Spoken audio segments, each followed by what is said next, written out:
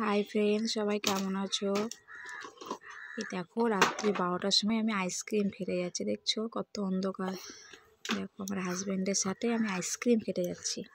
রাস্তায় কেউ নাই, দাঁড়াও তোমাদের দেখাচ্ছি। এই দেখো রাস্তায় কেউ নাই, কেউ না। এইদিকে আমাদের গ্রামের ভিতর তো, মানে পাড়ার ভিতর, দেখো কেউ নাই। এবার রাস্তার দিকে আমরা যাচ্ছি আস্তে আস্তে। মেলার সময় প্রচুর লাইটিং দেখবে তোমরা, চলো দেখো। এদিকে একটা হোটেল, এটা একটা হোটেলের ওখানে কয়েকটা লোক ছিল, বাট তবু যেরকম ভিড় থাকে সেরকম নয়। রাত্রি 12টা বাজছে, বুঝতেই পারছো, ফাঁকা বেশিরভাগটাই। দেখো লাইটিংটা, বুর্জ খলিফা লাইটিং করেছে। এবার যাবো। আমার ভাই ছিল এখানে দাঁড়িয়ে, নেই, দেখো কোথায় চলে গেছে। আমার বর বারবার বলছে, হাজব্যান্ড, যে ফোন করো। দেখো লাইটিংগুলো তোমাদের দেখাচ্ছি। এটা নিয়ে একটা ব্লগ করব যেদিন আমি ঠাকুর দেখতে যাব। তো তবুও আজকে এখানে আসলাম, তো বলছি যে রাত্রি 12টা বাজছে, চলো ফাঁকা একটু ঠাকুর দর্শন করি, মাকে দর্শন করি। দেখো মাকে দর্শন করছি।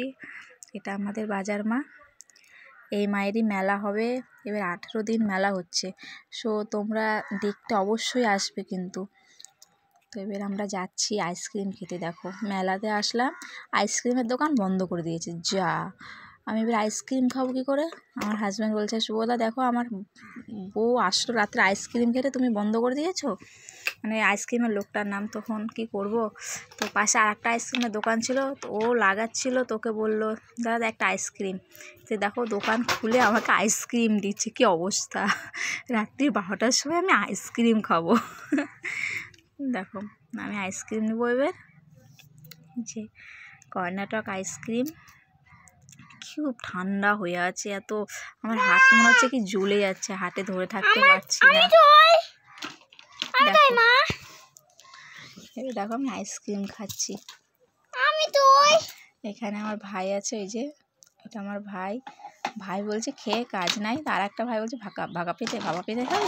বললাম খাওয়ালে খাবো না কেন, যে ভাপা পিঠে খাচ্ছি দেখছো।